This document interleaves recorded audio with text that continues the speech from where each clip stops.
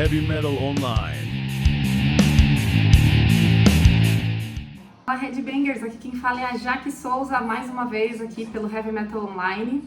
Hoje eu tenho o prazer de trazer para vocês uma matéria especial que eu fiz com uma das bandas que marcaram a minha existência. Com mais de 3 décadas de estrada, os suecos do Katatonia, eles provaram que a melancolia ela não é apenas um sentimento, mas uma forma de arte que está em constante movimento e mutação. É uma banda que teve diversas fases diferentes, que até hoje diverge opiniões entre o público mais antigo, o público mais novo, mas que nunca perdeu a sua relevância. E depois do lançamento realizado em 2025 com o Nightmares as the Extensions of the Waking State, ficou bem claro que essa reformulação não só trouxe um par novo de guitarristas para a banda, quanto trouxe ali um fôlego diferenciado e que fez com que a banda continue tão efervescente quanto está atualmente. Confiram a entrevista que eu tive o prazer de realizar com o guitarrista Nico Elgstrand.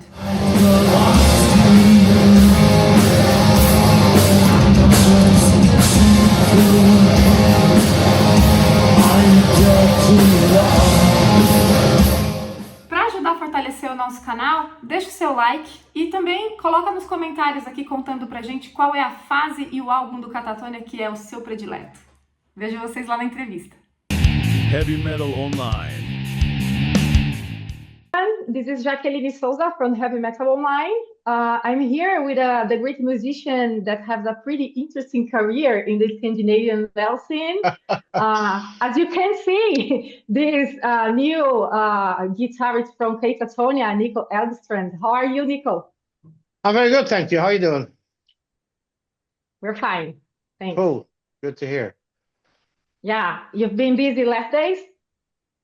Yeah, it's actually it's summer. It's not summer, but spring is coming here. So even though I have a lot to do, I've been taking the time to drink some wine. Okay. So it's busy, but so now I'm even more busy because I haven't taken care of my duties. But it's okay. It could be worse. Every time spring comes to Sweden, the whole country just lights up like, oh, okay, you can also live. You don't have to only survive. So it's great. Yeah, nice. So before we talk about the band, specifically about the new scenarios concerning Katatonia, I think that would be great if you could give us a sense of your individual journey. Maybe you can tell us a little bit about your story since the beginning, when you started with the Terra Firma, Entombed A.D, and etc. All right. So yeah, I don't know how many years ago, 30, 35 years ago, I started as a bass player in Terra Firma. Went on with that for, I don't know, 5, 6 years or something. And then I joined Entombed first as a bass player for, I don't know, 5 years. And then I played guitar for another 5. And then we changed it to Entombed A.D and kept on so for another 10 years or something. And then COVID came, boom. So nobody did anything. And then I figured, oh, okay, so no more playing for me. I think everybody thought that during COVID. Every musician was like, oh, okay, that's it then. So I guess I'll get a real job now.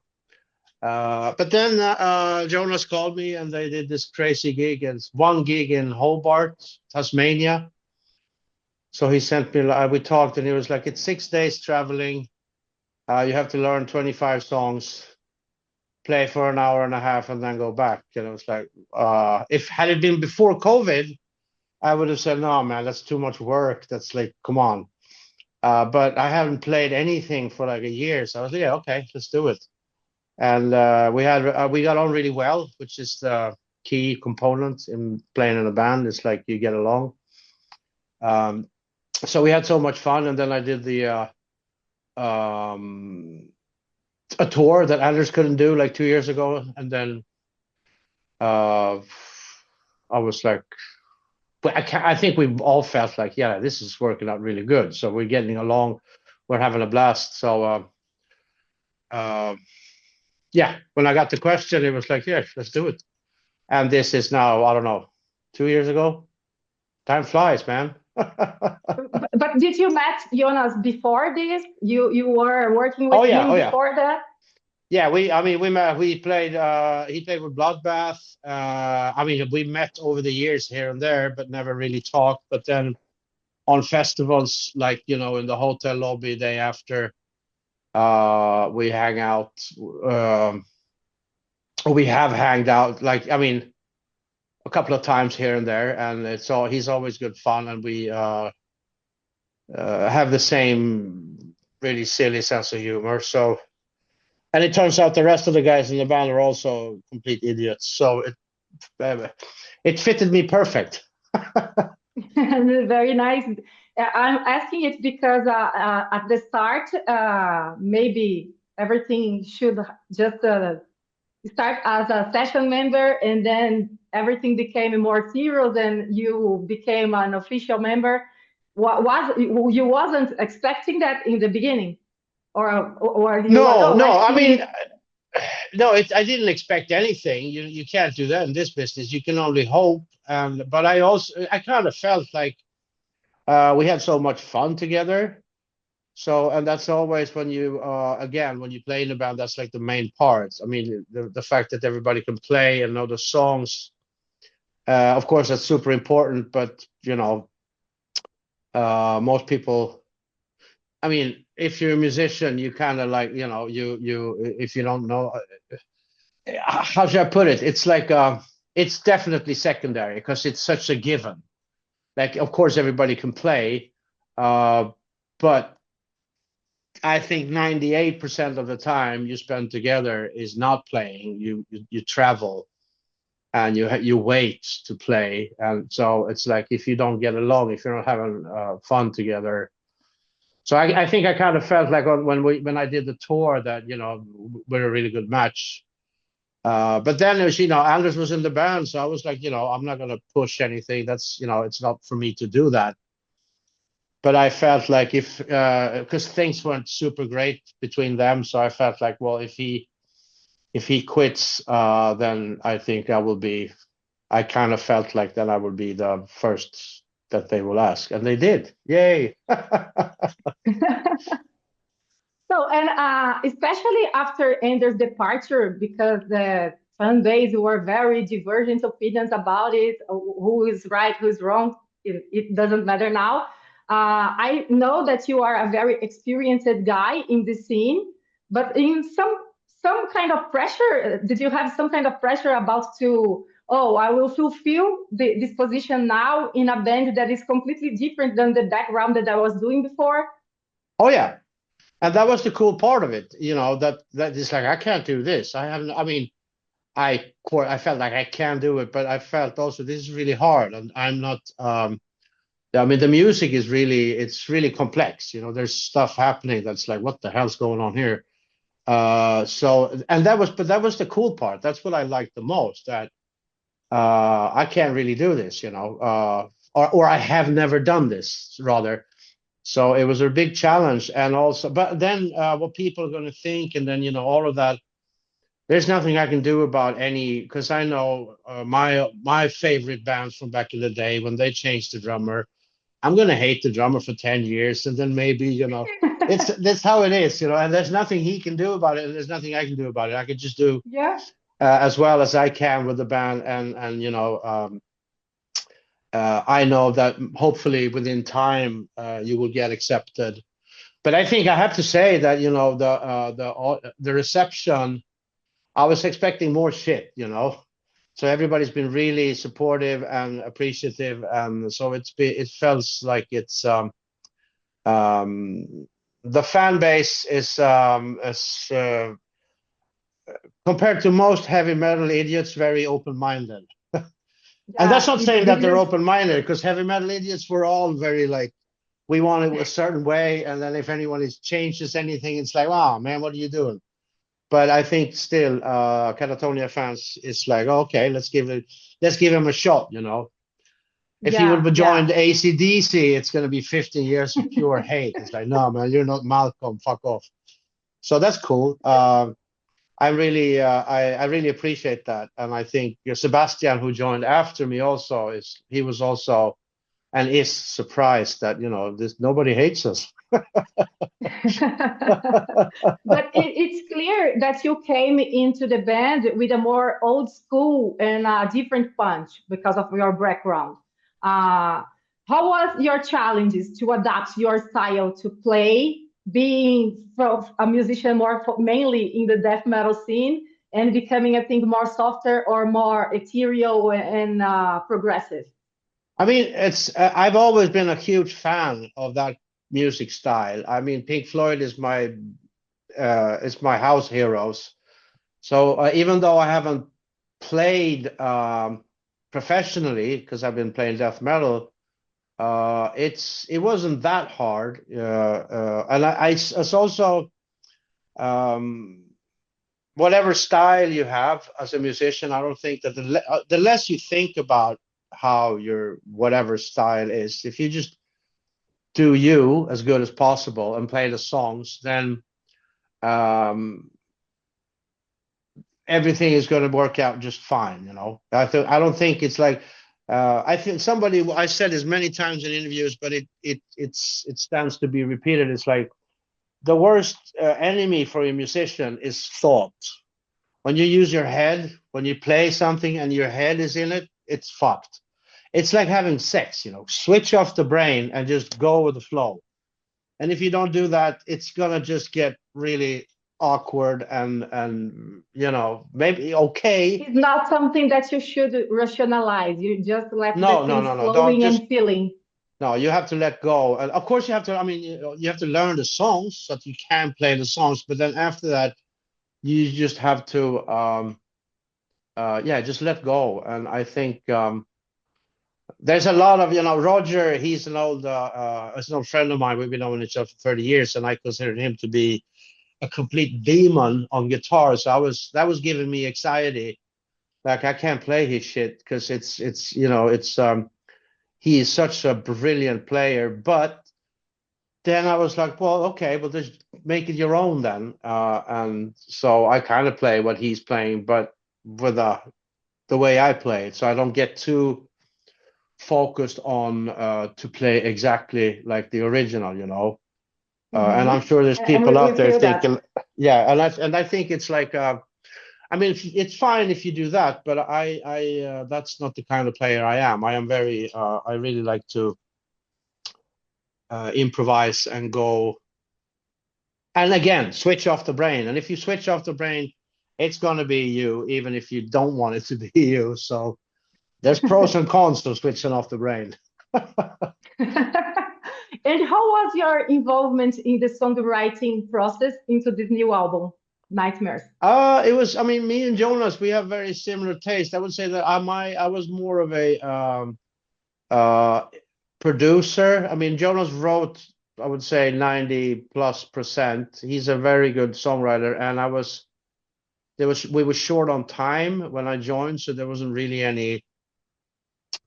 We were really stressing it, like time-wise, to get it done.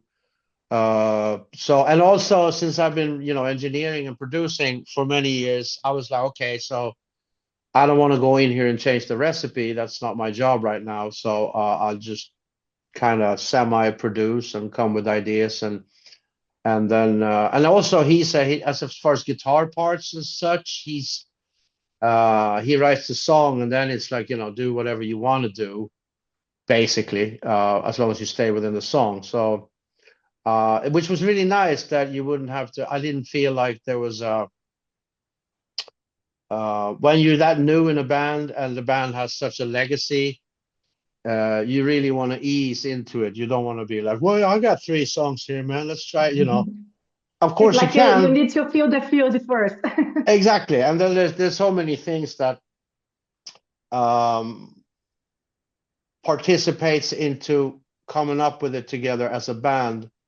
But it's really nice that we have really not similar music taste, but whenever he or I find a really good song, and it could be any style, 9 times out of 10, Jonas is like, yeah, man, that's great. And then when he sends me something, it's like, holy shit, where'd you find this? So it's really nice to have somebody that you feel like you have kind of twin soul in music taste, even though it's completely different music taste. But the really good ones, it's like we agree on it. So I have very good vibes for the future, because I think we'll have to make another one, an album. I'm sure there's going to be more than one, but let's just start with the next one.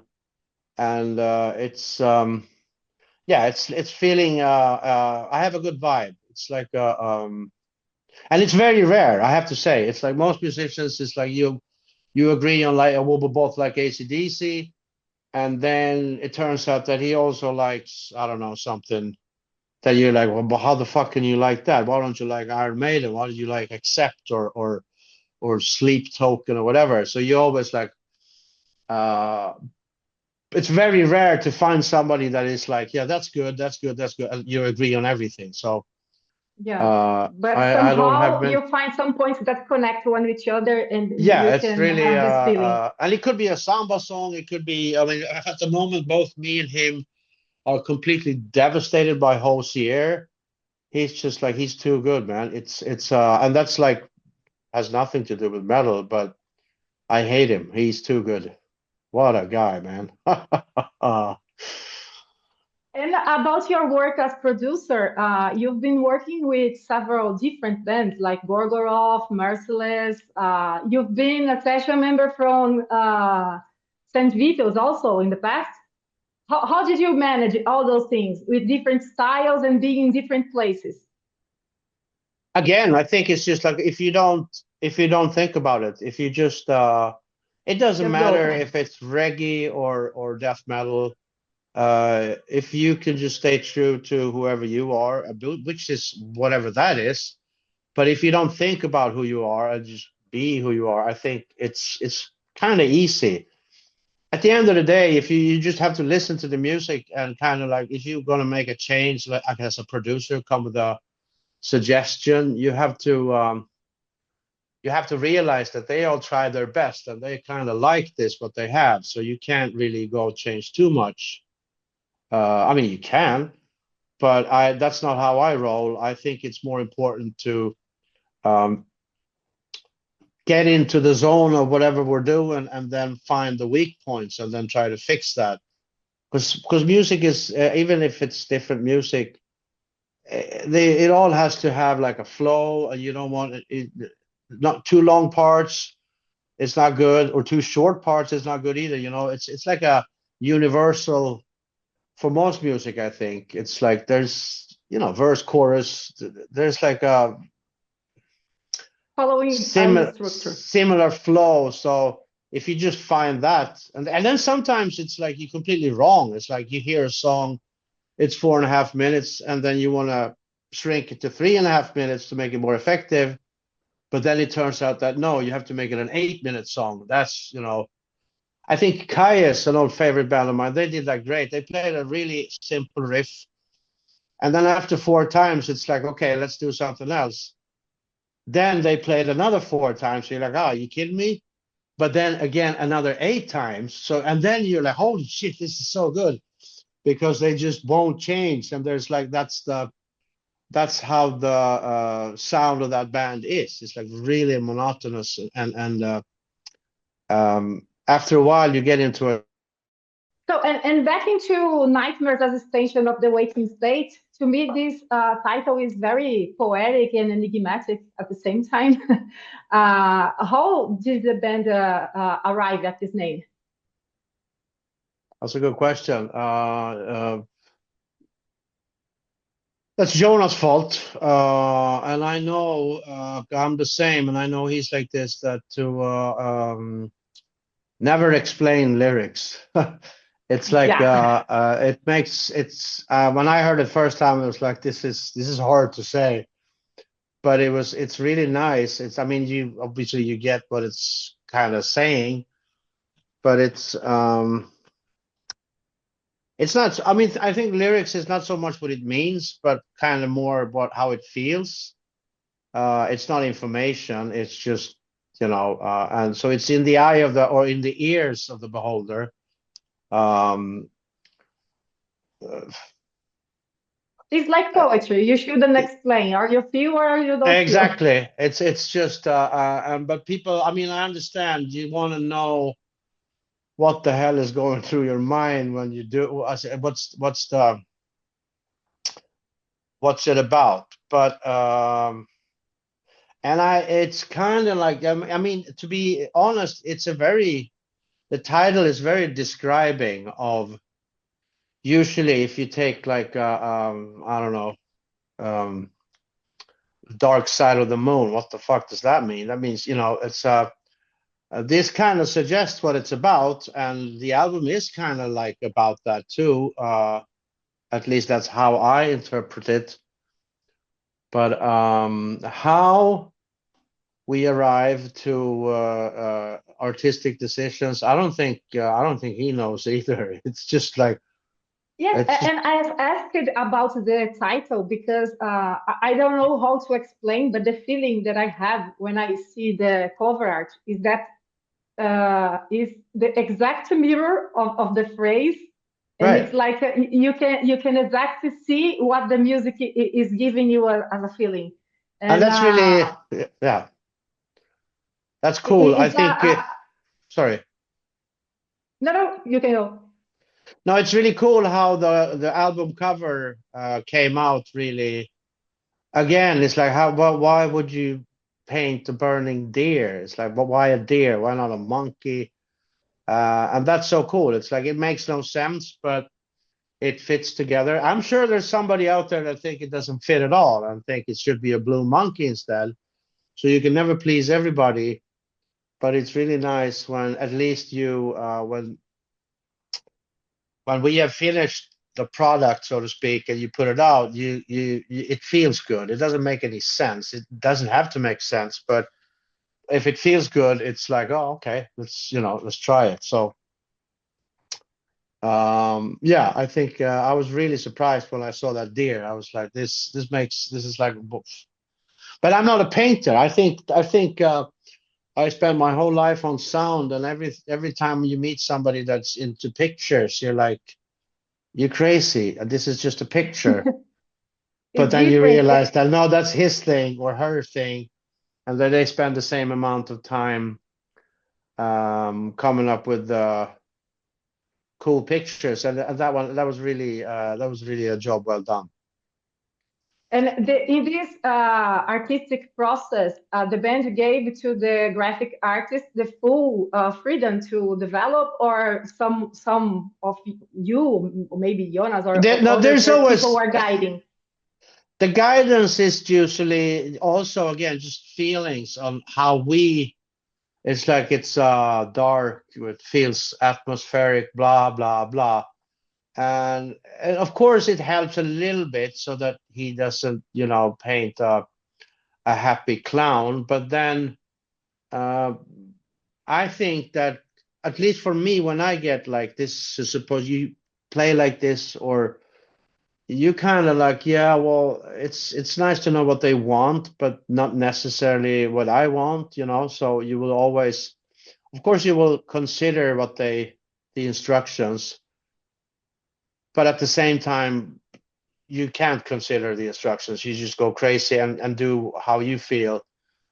And obviously he did, because he was like, I'm having a fucking deer here and it's going to be on fire. Nobody said anything about a deer being on fire. So that would have been insane if that was in the instruction. Please make it a burning deer. So no, it's the art guy's fault entirely. And I think that's a really cool, super happy accident when it works like that. It's not an accident, but it's nice when it works. Great. And about the latest album, we see that the last tours were being very successful. You've been played over Europe last year. You've been in America in the beginning, Latin America. How the concerts are going? It's good. It's really good. I'm amazed. Because always, this is the first album, and again, I know heavy metal fans are very conservative, so they're like, "Oh man, they lost it," blah blah blah. The new guys fucked it up. So you're expecting. I don't know what the heck I was expecting, but I was, semi like I wouldn't say anxious, but concerned at least, and interested in this. Is going to be interesting to see how this works. But no, it's been fantastic, and I think it's really cool because the album is not really super easy to get into. It takes a lot of listens, and I think it's a cool statement when you have a new lineup to not go all hit singles, or play or like try to reinvent some of the old days or something. It's kind of like it's still searching, and I think um, very ambient. And I think I don't know why, but both me and Sebastian are massive Pink Floyd fans. So we want to go further into the space domain, but also metalhead. So it's really cool that people like it, and that we get to play. And I have no idea how the next one's going to sound, but I'm really looking forward to it. Nice. And in the last concert here in São Paulo, did you find something different in the vibe concerning the crowd? Yeah, because I was there and I thought that the public was more excited about what they are Yeah, seeing. I think it's also it's Latin America. It's the best place to play in the world, if you ask me. Everybody's completely crazy always. But I think also that since there's a new lineup, and me and Sebastian, there's like a little vitamin injection in the whole band, for a while at least. I'm sure in a few years we'll be like old grannies. Yeah, yeah. But so I think, and me and Sebastian is very visual. He likes to like think about the visual.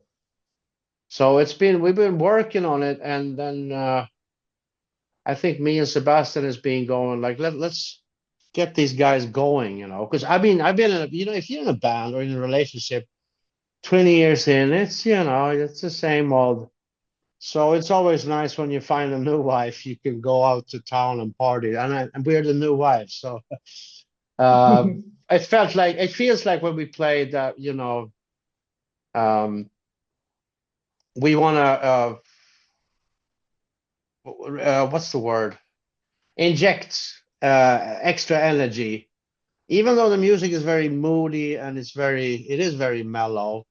I think on a live occasion, it's both me and also Sebastian comes from very physical. I mean, I've been, playing them tuned. It's nothing but super energy. You just headbang straight 2 hours. It's horrible. No, it's great, but it's so I think but I think also the live music is nicer when the band is more physically there. You know what I mean? I don't mind. It's really hard to explain. You don't have to be physical, but you have to be in the room with the crowd, and I think that's you have to work on that. Every gig is like a new. You even though it is routine, you must pretend that it's not so. And this is super easy in Brazil or anywhere in South America. It's just because the audience is fantastic. So and again, I wish we could have stayed longer, because every time you go to South America, the flights are horrible. So it was a bit of too much flying in too short a time, especially when you go from, I don't remember which day, but we had to fly to Sao Paulo and then you leave the next day. It's like, oh man, come on, give me a day here at least. Yeah, it's way too quick. So we said that. So next time we have to take a little bit more time so we can enjoy it more. And but still, I'll take it. It was fantastic. It's really really weird venue, but I thought when I came there, it was like, well, this is weird. It's like a huge dome, but it worked kind of well. So yeah, it was different than the first two where you play in a Carioca Club in yeah, exactly, 2023 and yeah. 2024. was a little bit different, and I felt the sound a little better because we can have a clear Yeah, hearing about everything that was yeah. happening, and it was very nice. And for Cool, the cool. future, what are the plans with the band? We are now doing festivals. I think we're going to Turkey next month, and Greece, and then we are doing a anniversary for the Great Cold Distance. So we're going to play the whole album in Finland, and then it's a bunch of festivals. I don't look too far into the future. Summer's here, and it's not going to be horrible. I mean, it's a few gigs here and there, but it's not too much. So I am my main concern now is to enjoy the spring, and then in a month I will be complaining because it's too hot. So you have to enjoy this little time when it goes from winter to summer, when everybody's happy and the wine tastes fantastic and the sun is shining. So that's my main focus right now. Nice. So, Nico, it was a huge pleasure to talk with you today. Likewise. Thank you for Thank having you. us. And if you want to send a message to your Brazilian fans, feel free. All right. Hey everybody, it was absolute pleasure last time. Whoever was at the gig in Sao Paulo, I wish we could play more cities in Brazil. We all love South America, Brazil. I mean, the churrascarias is to die for, and we all like food very much. So we would love to come back very, very soon and play more and take the time with it. This last one was it's a little bit too hectic. So, but I mean, you can't choose everything. But muito obrigado to everybody who showed up, and I hope to see you next time. Heavy Metal Online.